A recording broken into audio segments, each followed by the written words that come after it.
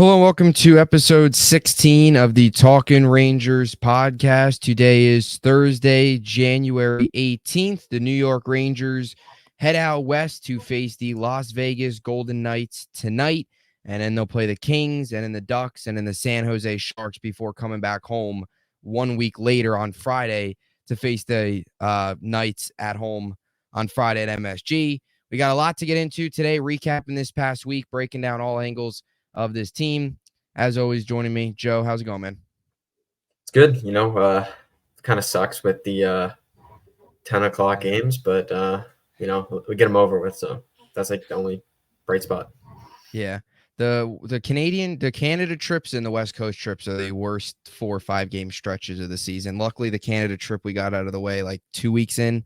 And then the West Coast trip here we'll get out of the way in January and don't have to worry about it in February, March, and April. So we'll get that out of the way here coming up. 4 straight games. We'll break that down a little bit later on. But the New York Rangers had an interesting week. The last time we spoke, I guess the vibe, the morale was a little bit lower as the Rangers at that point had dropped 2 straight games. They went into St. Louis, lost that game 5-2, and then went into the front end of a back-to-back against the Capitals and lost 3-2. So I guess we could just start there.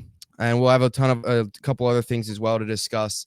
But what we saw over those last 3 games, over the course of that 4-game losing streak, and then going into that game on Sunday against the Capitals and the Kraken, I think the Rangers, that Kraken game was just an all-around really good team effort. I think the Capitals game got a little interesting there after, the Capitals scored, got back to 2-1. You thought, maybe it would be Saturday all over again. But what was the biggest difference you saw in those 2 games at home, Sunday and then Tuesday, snapping the 4-game losing streak? Because during the 4-game losing streak, it was by far their worst brand of hockey all season, and they turned it around in those 2 games, which I think were very important before going out west to face some good quality opponents. It was probably just like, I feel like defensively, just like them playing better defensively, not giving up like grade A chances. And I think the goaltending maybe wasn't as good as it was like in the previous games where they're playing against them. Like I thought, Drager, I think his name wasn't good. I think in that game against the Kraken, and actually I thought Lindgren was probably good in the prior game on the Sunday against the Capitals, but I feel like they kind of got a little lucky with some goals there. I believe, was it Sunday where Kreider kind of just like skated it into the net, or was that like way before that? I'm not too sure, because I think Sunday was just Panarin and Lafreniere were scored against the Capitals in the first period. That was when they led 2-0. And then Tuesday, to your point with the Kraken, he didn't. I think that was only his second start of the season. Yeah, Drieger. I think he just said he was hurt or whatever. Yeah. But, I mean, besides like obviously like I'd say defensively that was like the biggest thing, and I thought Igor was good in both the games. So he played good defense, get good goaltending, get the 2 wins. Yeah, definitely. I think the defense was obviously a lot better, and Igor as well definitely stepped up. Was struggled in those games against Vancouver and St. Louis, as we discussed last week, especially the game against Vancouver. A couple plays where his defense bailed on him, and a couple plays were on him. But when you lose 6-3, it's going to be accumulation of both. So it was good to see him bounce back in this game after quick got game 1 of the second half, game 1 of the back-to-back against the Capitals. Big reason as that defense success was Kaapo Kakko. He made his return to the lineup, playing on the first line. I was really impressed with Kaapo Kakko. I think sometimes Ranger fans, including myself, and I think we all talked about it a lot. He wasn't scoring much early in the year. He's not going to load up the stat sheet, but his presence, he's going to get pressure on the net. He's going to be a good offensive weapon, and he's also going to be very good on the defensive end. He's never going to, get beat that often on the defensive end. He's good. He's physical, good, aggressive, good against the boards, all those good things. And I think we saw that in the first couple games since his return. And, you saw him put one into the back of the net against the Kraken, which I think was really big for him, and a really good moment for him this season after obviously a really difficult year missing a good portion of the season. So what have you seen from Kaapo Kakko in these first 2 games back, where he played on Sunday and then yesterday or Tuesday? I thought he played really well, and I thought the defense, as we've talked about right out of the chute here, was really, really good. And I think a big reason to that was Kaapo Kakko getting back into the lineup, which was something this team really needed. And I think after a while, his defensive presence was certainly felt. Yeah, I think just defensively, you can kind of see the impact that he makes. Like, so he's in like good positioning. He's good in the boards in the defensive zone and in the offensive zone. And I think offensively, like he's probably gonna start off a little slow. I mean, he did get the goal against the Kraken, and he had some good chances, I think, against the Capitals. I think there was a couple chances like right in front of the net, like he missed one wide, and then there was one where I think he had one behind the net on the power play, and I think Lindgren just made the save. But it'd be nice to see him kind of just being more aggressive, like kind of like Lafreniere, where it's just like a shooter's mentality. I think he would probably really benefit from that. I think he'll score more. Like he'll probably like, I think he'll gain like more confidence if he does that. So, but overall, I think that he was pretty good. Those first 2 games he's come back. I mean, obviously you can see like defensively they're better. That line I think is looked the best it's looked all year with him on it, with Kreider and Zibanejad. I thought they were the best line the game against the Kraken. I know Panarin's line had. I mean, I don't think they scored actually. I think that was a power play goal. But power play, yeah. They look good though during that game. But I did think that line with Kakko was definitely the best line. Yeah, it's a complete total difference from the Wheeler at that right wing spot. It just seems like too for a while there Wheeler was trying to like keep up with them, and there was moments, but it wasn't consistent enough. And I hope that we talked about this last week, and I'll say it again, and to kind of build off of the point that you made about the offense, I'd like to see him shoot a lot more. I hope that over this time that he had an opportunity to kind of sit back, watch, and learn and absorb, because he still is young. This isn't a guy that's been in the league forever, so he still is learning, he still is absorbing, and this was a good opportunity for him to sit back and watch. Hopefully he saw, the way Lafreniere, another younger player, attacks the net and shoots, and I hope he saw too that at times this first line struggles to score, and when they go through scoring droughts, it's tough to watch because there's times with this team we've seen all year where it's just the second line and nobody else. So hopefully he recognizes that, and when he has the puck, shot first mentality, shoot, be aggressive, take chances. And of course, what he does on the defensive end is consistent on night in, night out basis. How good do you think he could be if he could get this scoring up to like another level? Because we know what he could do defensively. Where would you rate him among like upside? Yeah, like in terms of like how high of a ceiling do you think he can have if he reaches more of offensive potential, which is kind of, he's shown flashes, but it hasn't been enough. Probably like 60, 65 points, maybe like 20 goals, 25 goals. I can never see him being a 30 goal scorer. I mean, he could. You never know, but 25 goals, 40 assists is probably like if he like his peak, I think, and great defensive metrics. Yeah. So, I mean, he's not going to be like a superstar goal scorer, but I think he's got a decent upside for a pretty solid first line player. Maybe a little bit less, like kind of like Buchnevich, but I think better defensively and not as good offensively. So kind of like a player like that, but he has like a really cool like elite attribute where like he's just a beast on the boards. He's physical and strong, so I think that's a pretty good thing to have. I just don't think he'll outscore. Like, sorry to cut you off, but I don't think he's gonna outscore. No, you're good. You're good. Like Panarin or Charles, he's never hit like 80 points a game or 80 points a season. Yeah, I agree. That's something that is, I think, so big with him. And I think that goes sometimes unnoticed because, again, the work on the boards, the physicality doesn't go into the stat sheet and people sometimes go and recognize. But his physicality is something that you don't see. I think, too, just for that line, like, I don't know. I feel like I think he'd be more of a guy to get his nose into things than like a Wheeler would. Obviously definitely. When Wheeler was up at that first line. So. He's just strong, like on his skates. Like you could like watch him in the offensive zone, like kind of like reverse hits, getting the puck in the like in the corners. Yeah, definitely solid piece, and it's crazy to think that it just seems like I don't know. I'm optimistic. I said this last week. I think he's gonna, it's just 2 games in, but I think he's gonna start showing a little bit more offensive potential, and I think I'm projecting a pretty good second half coming out of the All-Star break. I think another week. Like he'll have a week off, and then the Rangers play. I think it's like a Saturday, and don't play again until like a Monday. So they'll get that whole week off. Big opportunity here coming up for Capo, but early returns, early signs are that the team has definitely benefited, and now they'll see what they can do tonight against a Jack Eichel less Vegas Golden Knights team. So moving on here to some other pieces to this team. One of the struggles I wanted to get to here was the power play and the penalty kill. I know they had the power play goal against the Kraken. It was obviously that beautiful feed which I guess we could start with that. I guess we could go to the positive. The Panarin and Trocheck combination this year has been just unbelievable.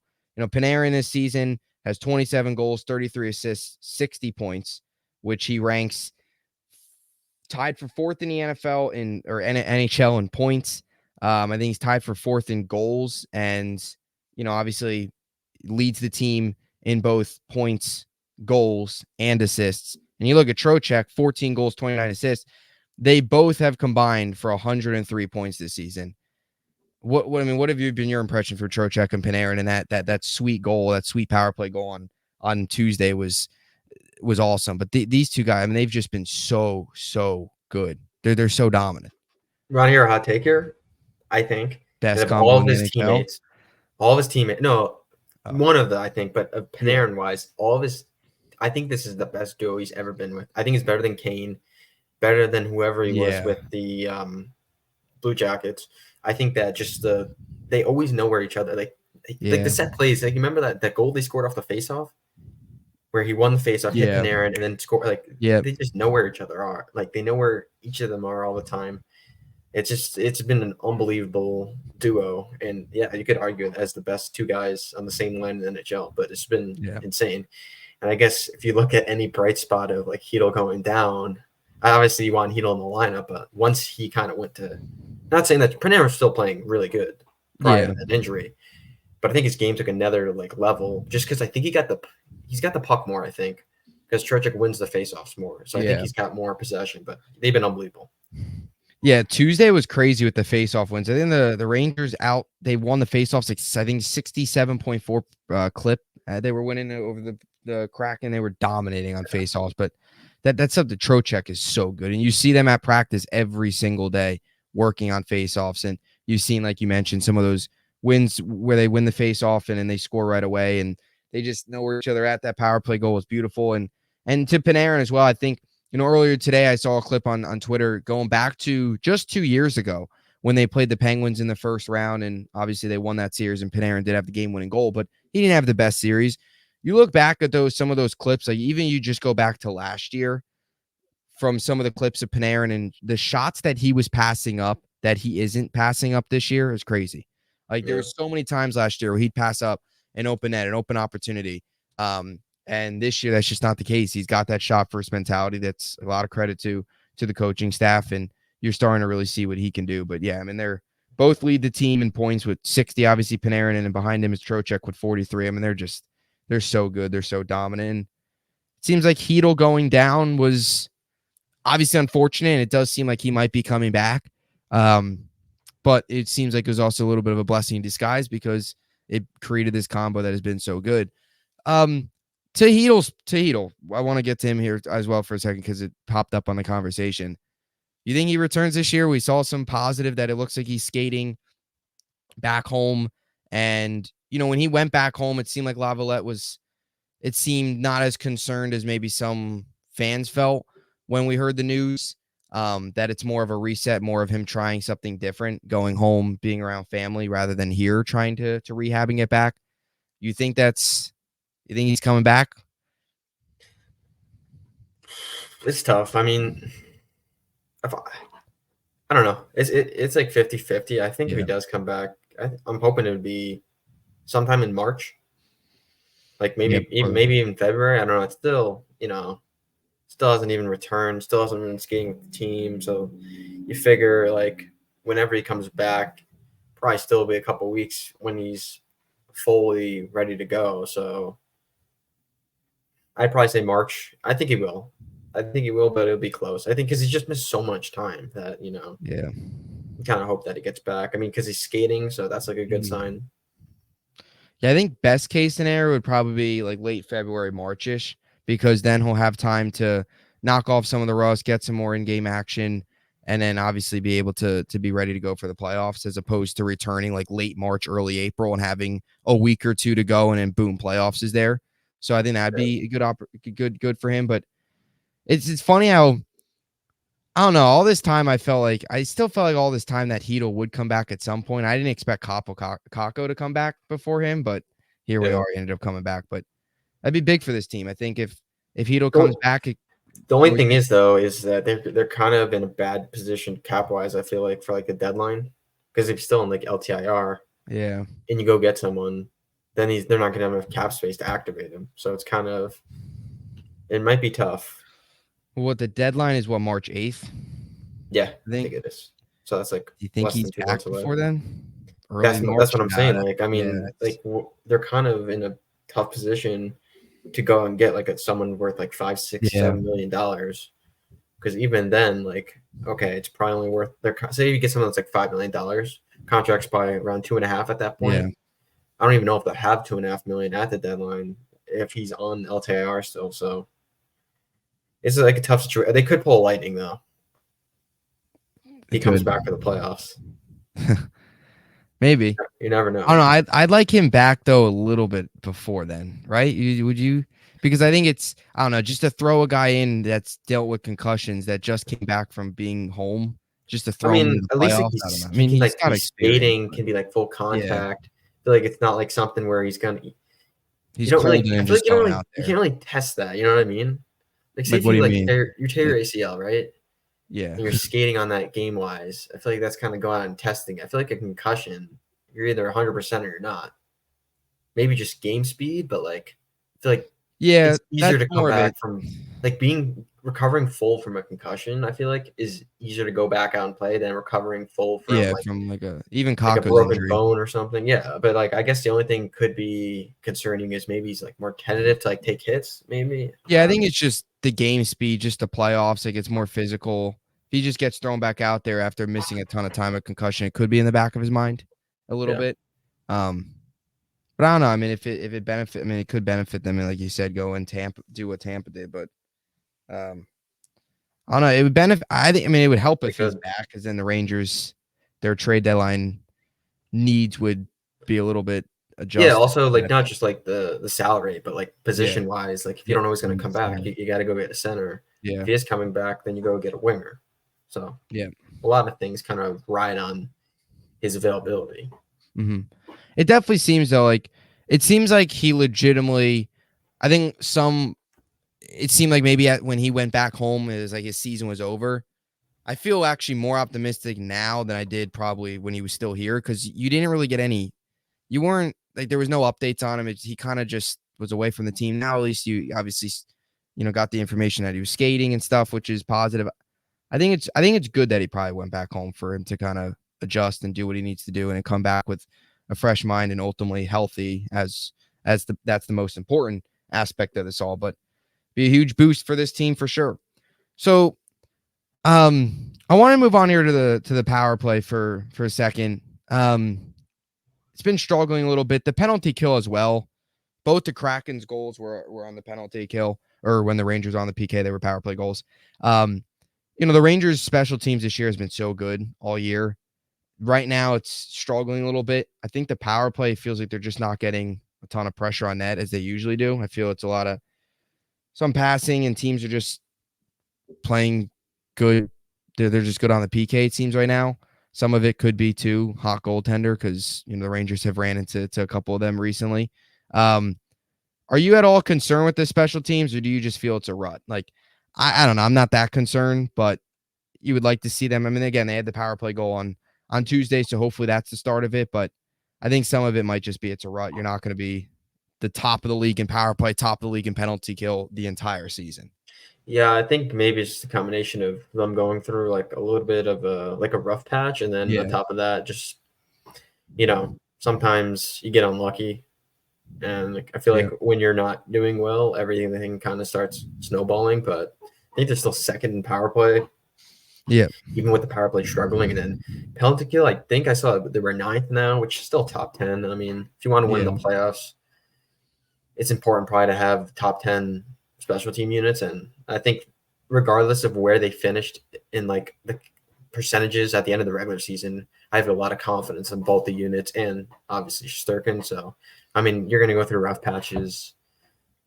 My only concern is the penalty kill. Yeah, they're getting a little unlucky, I think. But power play, it seems like that's more of what they can control. I think sometimes they're a little too predictable in both the transition where like bringing the puck in the neutral zone, getting into the offensive zone, and then how they're structuring their power play when they have possession.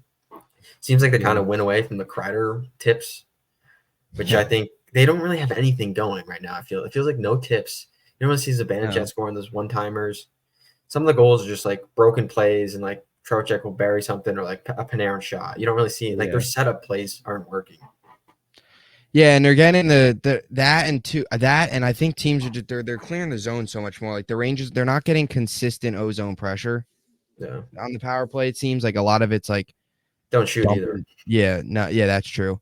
Like dump and chase, pass, deflection, clear, get the puck back, get back on the rush, and then go back. Like that's what it seems like it is right now. But I will say one thing is, I guess if there is a positive, because the captain or the quarterback, I guess if you want to call him quarterback, captain, whatever you want to say, of the power play, Adam Fox, he seems to be turning a corner. You know, was struggling there for a little bit after the injury. Has 6 points in his last 6 games, including 4 goals in his last 6 out of those 6 points. You're seeing Fox turn a little bit of a corner here. It seems like he's starting to play better, but I think the ultimate thing will be eventually when the power play gets a little bit better here as well.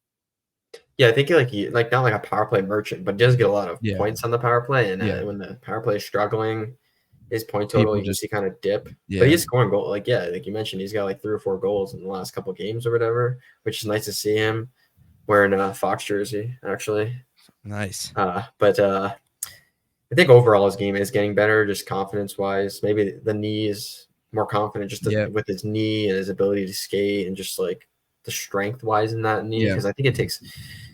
If you ever sprain your knee before, I sprained my knee once. It takes some time to fully heal. Like with ligaments, they're like they heal, but I think you gotta like strengthen them. Because one time I hurt my my ankle. I sprained it. It was fully healed, but it took time for like it to get like fully like the ligament to get as like back to 100%.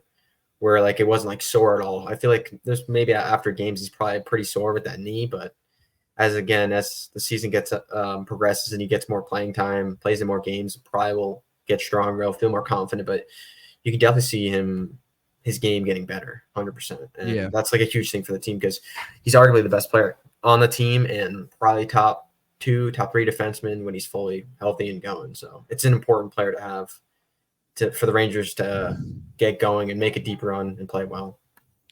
Yeah, no doubt. And I think too, some of it, as we've mentioned in past episodes, it could be he's wearing a knee brace, possibly, and that could be part of some of the struggle, some of the rustiness, I guess. But I thought the one goal he had against the Capitals on Saturday was really nice. He had 2 goals that day. I thought it was a nice snipe, really good. I thought that was probably his best game, possibly offensively, especially since returning from the injury. I know. I mean, since probably it's been a little bit. I mean, he went through. I mean, he doesn't score. I mean, he's a defenseman. He's not going to score a ton of goals, but he went through a pretty long drought of goals after the injury, where I don't think he scored the entire month of December, and then he's obviously come out here in the month of January and put up 4 goals in whatever it is, 8 games. So it's been good, turning a corner, which is really nice to see. For Fox. One other guy I will say as well, I thought a really nice game on Tuesday was Johnny Brzezinski. I thought he had a couple really nice shifts, couple good chances, couple good plays defensively, physicality, good forecheck. Did you feel the same way? What were your thoughts on Brzezinski or any other top performers you recall from Tuesday night? I don't know. I feel like Brzezinski, he kind of like plays like an aggressive, like a lot of speed, tries to get into the corners, feels like he always like shoots the puck, but I feel like sometimes he kind of like he'll go like invisible. I mean, I'm not too high on him. Yeah, I'm not. I thought he played well. I thought he had a couple of chances. Yeah, I mean the goal that Wheeler had, he made a nice play where he got the puck off really quick shot and went in, but sometimes he's noticeable just because like has like speed and physicality, but he's an AHL player, but like I mean, like I can't complain though. I think he can come up and he kind of did his job filling in for kind of like Kako or whoever misses time. He can come in. Yeah, I don't know. Like if anybody else besides like the top guys, I'd say Cole had some noticeable games. Thought he was pretty good in that Montreal game, and just seems like he's developing good. You can see him just finishing his checks. Obviously, Wheeler with a huge 2-goal game. So yeah, big empty netter. Hey, we'll take it. We'll take it. It was. Dude, Wheeler, watch out for Wheeler. He might score 50 points. Like he might drop. How 20. many empty net goals he had? I feel like he's had at least 3. I know he had one against the Devils actually. Yeah, he did, and he had one last night. I thought he had like one or more. I feel like he's had so many empty net goals. Like they don't score empty nets though. They never score empty nets. Yeah, I actually want to look that up right now. I think like they have. I don't know. Like if you can you even look? Is that even like a stat you can look up? Empty net goals, like team empty net goals. Team empty. Well, I mean, there's probably like I assume that teams that never win don't have a lot of empty nets. Which NHL team has allowed? Whoops. The Devils have given up the most empty net goals, but that's not scored. Which team has the most empty net goals this season? The Winnipeg Jets. All right, let's see. The Rangers. Oh, yeah, the Rangers only have 5 empty net goals. Where does that rank? That is near the bottom of the league. I mean, they're last is they're tied for the teams that don't win. The Jets. The Jets have scored the most empty net goals with 15. I mean, yeah. You know why? Because the Rangers are in close games. They've played a lot of close games this year. You think close games you would get empty nets, so. Yeah, but yeah, that's true. No, yeah, you're right. I feel like the Islanders probably have no empty net goals because all their games go to like overtime. Islanders. Let's see. Devils have 7. The Kraken have 4. I think that's here. It looks like it's the least. Just a guess, just because like I feel like they always go to overtime. Where's the Islanders? I can't find the Islanders on this list. I will say this: Stat Moose is so good for anything. Yeah. Like you need to find random stats like this. I feel like I always see like those accounts on like Twitter, like Rangers Stat Moose, Yankees Stat Moose, whatever it is, and they have like the graphic. They have some hidden gems. They do. It's a good account. That and the Rangers PR account too. You could find so many hidden gems. Here we go.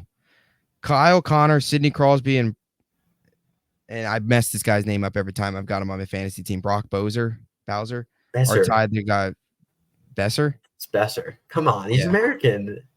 I mess up his name. I'm terrible with names. Are tied for the most empty net goals this season with 4. Yeah, Wheeler's like, I mean, as we know it, he's halfway there. If he has the Rangers have 5, so Wheeler's got 2 out of the 5. Wheeler's got 2. Yeah, here it is. Wheeler. Who else has them? Who else has 2? On the like, who was the other 3? Oh, I don't think it says on here. It's just Wheeler. I don't know. I think you have to pay to see the rest. I feel like Truba's got Truba might. I think he got one like one of the first. I think he had one against the Sabres. The first game of the season. I don't know why, but I think he did. Let's see. Who else is on this list? Rasmus Dahlin's got 3. That's a lot. Buchnevich has got 2. There's a ton of players tied with 2. Doesn't like Ovechkin score a lot of empty? Here we go. Blake Wheeler, same. Blake Wheeler's on Nathan McKinnon's level. He's got 3? No, they both have 2. Oh, well, I mean, he's better than Nathan McKinnon. Hot take. It could be. Wheeler and Nathan McKinnon are the same player. I mean, same skill set. Yeah, I mean, Blake Wheeler is like unbelievable. How many 2-goal games does Blake Wheeler? Or what percentage of 2-goal games of the goals that McKinnon scored? Like, I think what does he have? 6 goals, 7 goals, and I think he's got like 2 or 3 2-goal games. Wheeler. I'm trying to find something. Let's see. Here we go. Found all the empty net goals. All right, Wheeler has the most with 2. Guess the other 3. On the Rangers? Yeah, that because there's 5. Trouba. Guess the other 3. Trouba, you're right. That's 3. 2 more. 2 more. We've talked about one of them, and the other one. Is someone not even on the team? No, they're both on the team. They're both very like they're obvious. Maybe Zibanejad. I think he wired one against the Maple Leafs, right? Yeah. Mika. And the other one. Oh, I don't know. This is Ryan Lindgren. Like right there. No. Kreider. No. Panarin. Yep. I don't remember what game that was. Blake Wheeler, Panarin, Trouba, Mika. I know Mika did against the. So if we're going off of this, Blake Wheeler is better than all 3 of them. Yeah, that is true. I mean, maybe he's got to win that, and that's empty. He's got to be out there. Give this guy the Hart Trophy. Why are we campaigning Artemi Panarin? I mean, he's got to be in top of the league for multi-goal games in 2024. We need to get Jimmy Vesey an empty net goal. We do, yeah. Maybe they should do like a super line, like Vesey, Wheeler, and Gaudreau, because I know all the Rangers fans love. They love Barclay Gaudreau. I've never seen anything bad about him. He just does cardio. I haven't seen anything bad about him on Twitter ever. Rangers fans. What are your thoughts? What are your honest thoughts on Barclay Gaudreau? Overpaid. I mean, he gets in front of the pucks and stuff, but the guy, a good playoff player, maybe. And sometimes he takes dumb penalties. He did miss like half the playoffs in 2022. I know, like he broke. I think he was the guy who broke his foot in game 1 against the Penguins. He's got the cup experience, so I'll give him that. I guess I would trust him to like give up his body for like blocking shots too. I guess that's about it. Maybe be like an okay second option if you want to throw 2 centers on the defensive faceoff, because that's what he does a lot. I feel like you notice that like when they take like defensive draws, a lot of the times he'll throw out like 2 centers in case one guy gets kicked out. Yeah, I don't know. He's way overpaid. Gaudreau, yeah. I mean, some people were talking like that was one of the talking points in the offseason was what his future. Trading him? Yeah, I thought they were going to get rid of him. I thought they would do it too. That would have been nice to clear that up because you can get someone. It would have been. You could get somebody that could. Is he even better than Johnny Brzezinski? And Brzezinski's making like $750. I think Brzezinski might actually. Hold on. I mean, I know Wheeler. Or not Wheeler. I'll give Gaudreau a little bit of a slack. I mean, he went an entire month off of fluids and a fishbowl. That's supposedly and supposedly he lost like a ton of weight and he didn't have enough great nutrition. So we're tougher than him. We can talk shit about him. No, I know, but if we're gonna cut him some slack, we're gonna cut him some slack. Either way, no way. Brzezinski he's definitely got more points has more points than him. Yeah. 100%. 9. Barclay Gaudreau is 5. Brzezinski's better than Gaudreau. Yeah, Brzezinski actually makes an impact. Like I can't name you a game this year. I can't name you a game this year where Gaudreau actually has made like a legitimate impact. Like Seattle, like I said, Tuesday night, I thought Brzezinski might have had his best game of the year, one of his best. Like he was all over the place. There was at least 3-4 of his shifts where he was really good. You noticed him. Gaudreau, the only time you notice him is if he gets a penalty or he's got to come in for. He made some bad turnovers, I think, the other day. Turnovers, that's good. Yeah. Who knows? Maybe he drops 2 goals tonight, and then we look like idiots. That could happen. But then that's good. Now we know how to make guys play good. We just talk shit about him. Yeah. You know, he's definitely not going to score tonight. Lafreniere. He's not going to score at all. Lafreniere's terrible. Dude, he's not going to score 1 goal. I feel bad for Lafreniere a little bit. Like he just gets robbed. He should have 20 goals. He can't. Dude, he could have 20 goals right now. He could have 30 goals. He should be on 30 goals. He could have 25 goals. I'm saying right. I'm saying 20. No, 20 easily right now. Yeah. Yeah, right now. Dude, in that Capitals game, he had 3 robbed from him. I think alone, just in that game. He's got 11. I think in the first 12 games, he had 6. Yeah.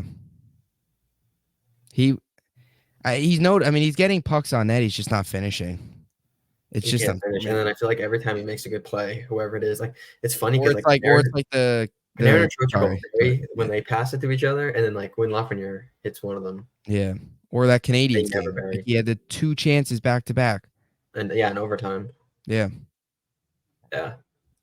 I thought for sure he was going to score that game. Coming back home, he had those 2. Yeah, right when he got in front of the net, and then overtime, it's gone in. And it was just like, I knew it. We were not going to probably win that game right when he missed that. But yeah, either way, that's the empty net goal and Barclay Goodrow rant for the podcast. He's so good. Goodrow dominant. Yeah. Enough of Goodrow though. We don't need to bring any more attention to him. Yeah. One other player that's been stepping up the last 2 games was Igor. It seems like this year he's had some of these 2-game stretches where he plays really well. I go back to mid-December where he had that 3-game stretch or that 2-game stretch against Boston and in Toronto, both on the road, where he was really, really good. Especially that Toronto game or that Boston game. I think he only allowed that one goal and obviously won overtime. Yeah. And it was good too from the bounce back after that Toronto game because that was before those 2 games was that 7-3 loss to the Maple Leafs at home. So who scored 2 goals in that game though? Who? Wheeler. Yeah. Wheeler. Like Wheeler. Dude, he's the king of garbage time. We've gone to the bottom of this. Yeah, when they say it next, he scores when we lose, and then he gets the empty netters when the game's basically over. If I think they're gonna get blown out, I'll just take Wheeler anytime goal. But we can't. Let's not sidetrack though. Let's continue talking about Igor. But Igor, and then same thing here. It seemed like the back-to-back Vancouver St. Louis games were bad. 11 goals in 2 games. That's bad, and he bounced back and he's allowed 3 goals the last 2 games. He had a really good game against Seattle. Seattle in that second period, even though the Rangers walked away from that second period with a 4-1 lead, the Seattle Kraken, I think, dominated that period for a while. They had a ton of shots. I think it was 16, 17. It was maybe up to 19 shots on goal or something around there. But then they ended up getting the next goal in that second period. No, yeah, the Kraken had a lot of pressure. The Rangers just were able to put 2 in the back of the net and then make it a 4-1 game. But for a while there, it seemed like, okay, the Kraken might tie this thing up because Eberle scored on the power play in the first period. But he did a really good job in that second period. Allowed 31 shots on goal, saved 29 of them. So what have been your impressions from these last 2 games from Igor? And, does he continue this against Vegas tonight? Because I think Igor tonight, maybe Quick against the Kings, his former team on Saturday. Yeah, and then Igor against Anaheim on Sunday, most likely. That would be so messed up if they didn't give, because I don't think he's returned there yet. No, he just played them at home. That's all. Yeah, I don't think he's played. I don't think he's played in LA. Jonathan Quick, Blue Jackets legend. But no, he's 100% going to get that game. Quick. But I think I'm pretty sure. I don't know if it was confirmed, but I assume Igor was going to play tonight. But, yeah, Igor's tonight. He was the first goalie off at morning skate. Yeah, you just got to hope that he continues to play good. I mean, I think he's given up 3 goals last 2 games. 2 of them been on the power play. So. Yeah, I think it's been in the power play too. I think part of that could just be the PK, but he's been good. I think it's something that's impressed me about Igor this year, while he hasn't been the same dominant Igor Vezina winner. Whenever times get rough, whenever he's had these bad performances, he's always bounced back. It hasn't been really a stretch for him of 4 or 5 bad performances. At most, it's been maybe 3, but 3. But I feel like more recently, it's just been 2.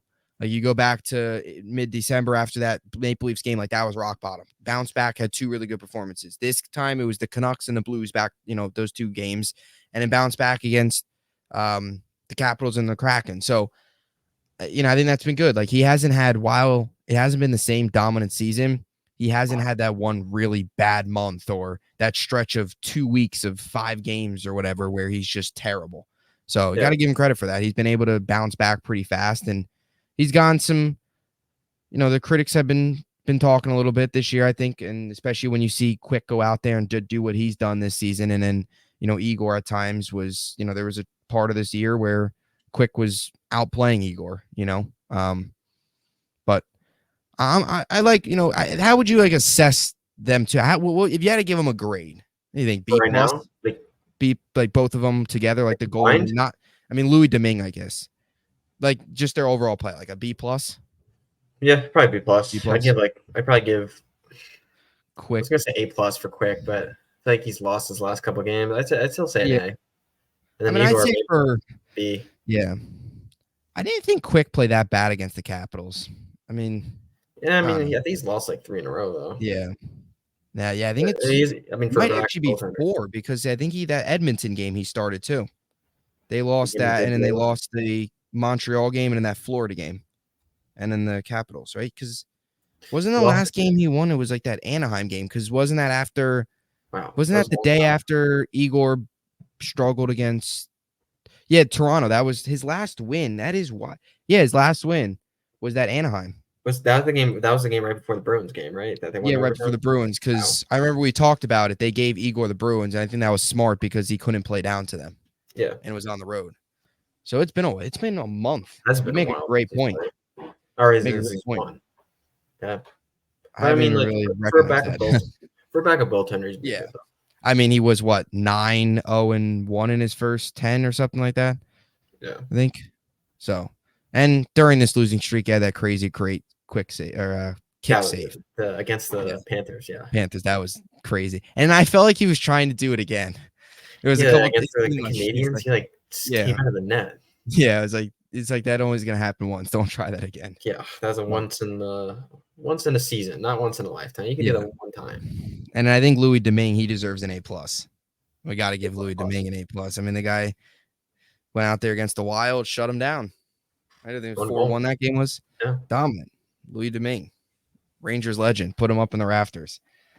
Helped us win that series too against the Penguins. Gave up goal in Game 6. It was the spicy pork and broccoli that he ordered. He did kind of win them that game, but I'm saying Game 6, like he played so bad. Yeah, so bad.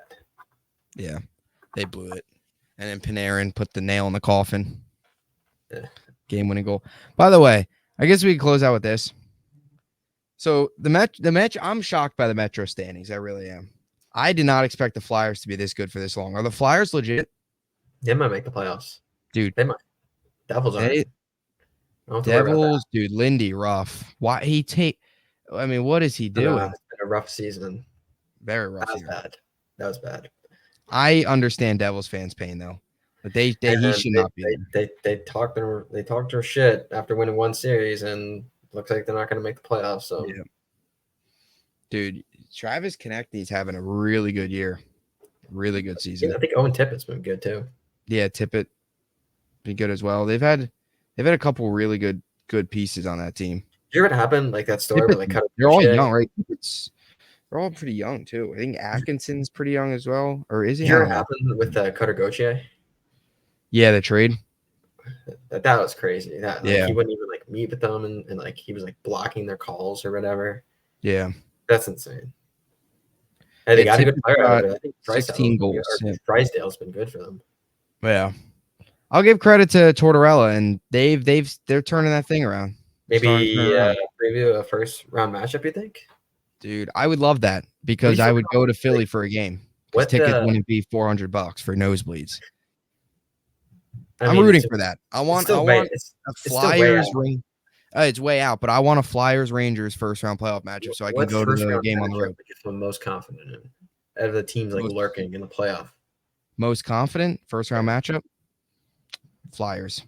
You think? Yeah, I don't think they don't. I think they kind of overachieved. I don't see them. They're overachieving. Yeah, I agree. And the Rangers beat them in every phase of the game: face-offs, power play, penalty kill, goaltending, offense, defense. Flyers. Also a recipe for where the Flyers have nothing to lose and somehow beat them. Yeah, you know what scares me? That would suck. This scares me is that. And that, but the reason it scares me is one of these teams coming up and the Flyers, for example, and beating us the Devils did last year. A young team that probably overachieved a little bit and beating us in the first round. We're going to the finals this year. Yeah, we're winning it all. The year ends in a 4. We're winning it all. 94-14. Yeah, that's true. 2024. New coaches too. Both those years they had new coaches. Play hockey all the way until June. June. The last 2 times the Rangers, the year ended in a 4 that they had a new coach that season. Yep. They went to the finals. So you could book it. Who are we facing? I'm thinking a rematch, 2014. Rematch Kings. Jonathan Quick in that game 7. Game 7, yeah. You just throw him out there. I don't think Vegas is gonna get back. Maybe out of the teams that are like the let's just play the hypothetical game here for a second. The basement dwellers right now, I guess if you want to call them. The teams that are in the bottom, like the Sabres, the Canadians, the Devils. Which team? You know, not even the Devils, because the Devils are only 2 points out. Yeah. They're only technically a game out. We go to like the Canadians, Sabres. Out of those two teams, most likely to make the playoffs, like go on a crazy run. I don't think any of them. But if I had to choose one, Sabres maybe. Sabres, yeah. I think like if I had to like make a bold prediction of the like East and the Metro is so much closer than the West. I'd probably go like in no particular order. Bruins, Panthers, Maple Leafs, Rangers, Hurricanes, Penguins. I think they'll finish in the top 3.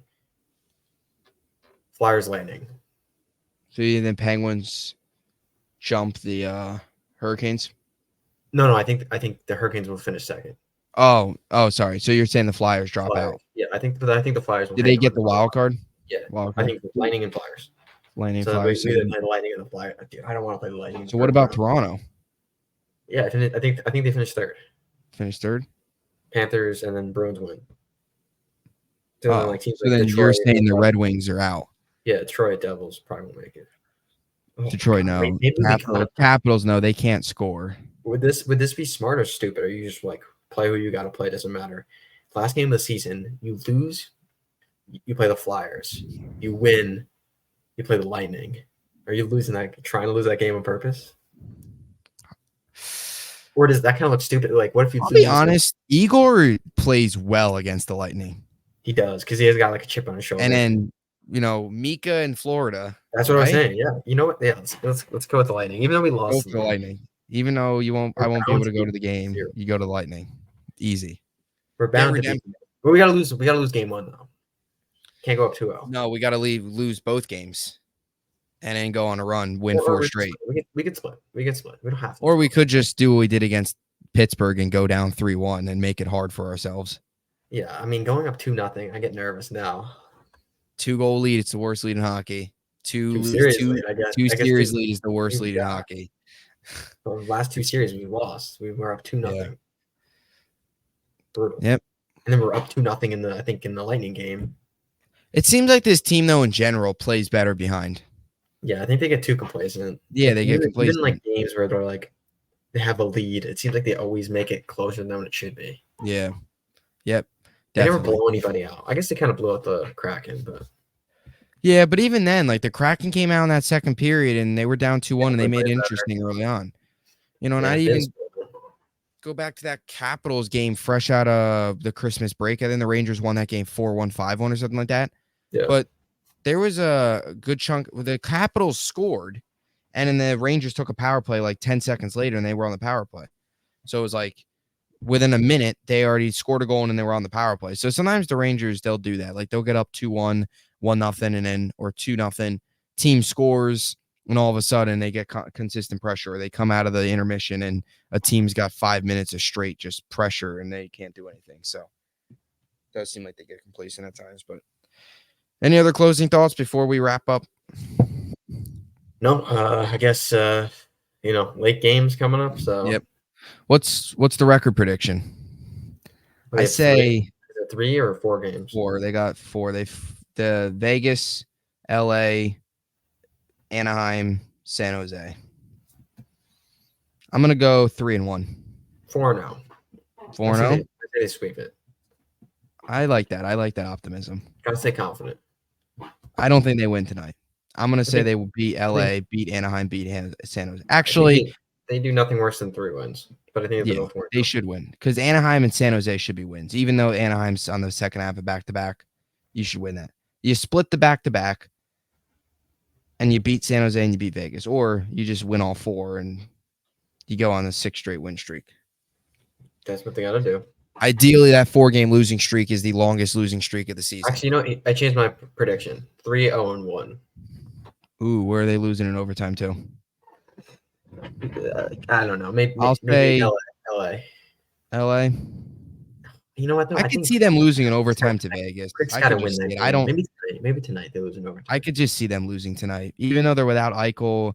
They've had Aiden Hill missing for forever. Yeah, I don't know because they've been sliding recently. they have been bad. Same as Vegas. I don't Yeah. think they've been good either. No, Vegas hasn't been very good, but Vegas is dealing with injuries. LA, they've just been playing terrible. They're like 1-5-4 in their last 10. Yeah, they've been Watch struggling. out, San Jose. It's They gonna have be to one of win. these like 6-5 games again, like at the They're in hat Garden. trick. Panarin hat trick. Yeah, Yeah, I think he had a hat trick in. you gotta beat. I think like When you look at it, you've got to. What were you saying? I think he's had a hat trick in San Jose. I think He like the might. first year he's here, I think he had one. So he does get hat. I think that's his second hat trick against San Jose. He So owns San Jose. remember I was Give saying us. about Zibanejad? Yeah. Panarin scoring against San Jose. Get how many goals on this West Coast trip? From Actually, Brett? he's only going to score when they enter California because that's it. So when they enter, I'm going to say how many goals? So actually, over the 4 games, 6 goals. From Brett? Yeah, 6 That's goals. crazy. I'll go. 6 goals. I'll go 4. I'll go goal game. If he's going hat trick against San Jose, Oh, yeah, that is true. Yeah, hat trick against San Jose, hat trick tonight against Vegas. Rangers Oh, lose. he's not going to score any other goals. I'm thinking No. here. Let's give a goal prediction. No. 6 goals is crazy. Realistically, if he goes hat trick against San Jose, I'll say 4 goals. I'll say he scores 1 goal. You choose someone to score tonight. I'll choose someone to score tonight. Let's start doing that. Like the next game that we're after, like we shoot this. Yeah. Let's see what our records are. Let's see how many we can get. I'll say tonight. I'll go first. Yeah. Tonight. Give me Kreider. He hasn't had a tip in a while. He's gonna have a tip in tonight. Kreider. Here, you could also do this. Like you can pick multiple guys. Say if you pick 2 guys, you get 2 points. Yeah. But if one of them doesn't score, then you get 0. You could also do that. Or you can do safe and go 1 guy. Safe. So. I'm just gonna go Kreider. He hasn't scored. Kreider, it's been a minute. When's the last? Kreider hasn't scored since I think that Blackhawks game. It's been a while. Been a while for Kreider. So I'm gonna say Kreider scores on a tip in. I'll go with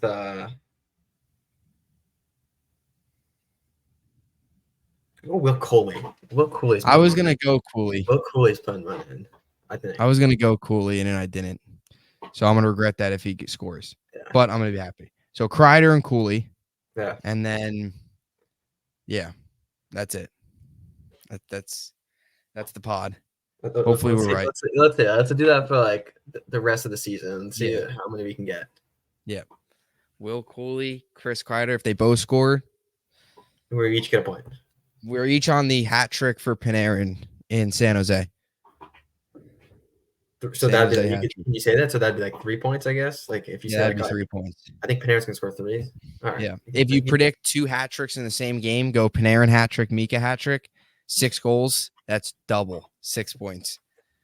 That's crazy. There's got to be, that'd be crazy. Anyway, that'll do it.